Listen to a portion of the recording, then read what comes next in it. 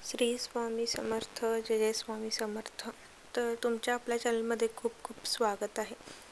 पहिलं तर 1000 सबस्क्रायबर झाल्यामुळे तुमचे सर्वांचे खूप खूप खूप म्हणजे खूप आभारी आहे आणि स्वामींचे पण. तर आजच्या व्हिडिओला सुरुवात करूयात की आता मार्गशीर्ष महिना सुरू झालेला आहे, त्यामुळे महिला मार्गशीर्ष महिन्यामध्ये श्री महालक्ष्मींचे व्रत करतात. त्यासाठी आपण व्रत झाल्यानंतर, पूजा झाल्यानंतर आपण एक कथा वाचतो. ती कथा आज आपण वाचन करणार आहोत. तर ऐका विभक्तांनो, श्री महालक्ष्मी व्रताची कथा. गुरुवारची कहाणी. ही कहाणी वाचल्याने किंवा ऐकल्याने दुःख, दारिद्र्य, काळजी दूर होते. श्री महालक्ष्मीच्या कृपेने समृद्धी, संपत्ती, ऐश्वर्य, वैभव प्राप्त होते. मनाची इच्छा पूर्ण होते.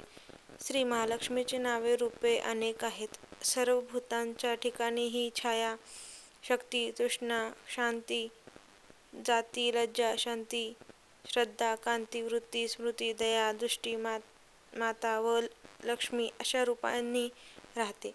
तिला नमस्कार असो.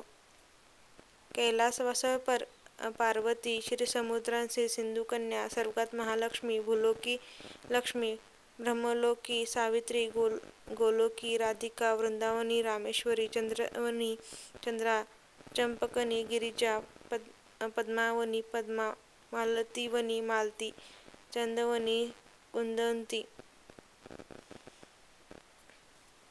राजप्रसादी राजलक्ष्मी, घरोघरी गृहलक्ष्मी अशा विविध नावाने श्री महालक्ष्मीची ओळखली जाते. अशा सर्वांना परिचयांचा व सर्वानुभूती असलेला श्री महालक्ष्मी